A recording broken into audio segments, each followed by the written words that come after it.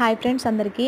ఇక్కడ నేను చూపిస్తున్నాను కదండీ, ఇదైతే బీట్రూట్ జ్యూస్ అన్నమాట. సో, ఈ బీట్రూట్ జ్యూస్ అనేది ఇంత థిక్‌గా జెల్లీలా ఫామ్ అవుతుందనైతే నేను అనుకోలేదు. చూడండి ఒకసారి నేను చూపిస్తున్నాను.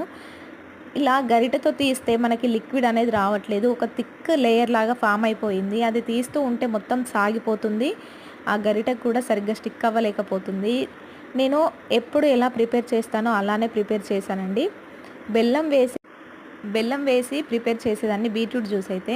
సో, నేను అలాగే నిన్న మార్నింగ్ బెల్లంతో ఈ బీట్రూట్ జ్యూస్ అయితే ప్రిపేర్ చేశాను. తాగేసిన తర్వాత ఫ్రిడ్జ్‌లో పెట్టాను. ఈవినింగ్ మళ్ళీ తాగుదామని చూసేసరికి ఈ బీట్రూట్ జ్యూస్ అనేది ఇలా ఫామ్ అయింది. ఇలా కావడానికి ఇందులో ఏమన్నా రియాక్షన్ జరిగిందా? లేకపోతే బెల్లం ప్రాబ్లమా? బీట్రూట్ ప్రాబ్లమా? అనేది నాకైతే అస్సలు అర్థం కావట్లేదండి. మీలో ఇలాంటి ప్రాబ్లమ్ ఎవరైనా ఫేస్ చేసున్నట్లయితే గనక నాకు ఒకసారి కింద కామెంట్ సెక్షన్‌లో కామెంట్ అయితే చేయండి.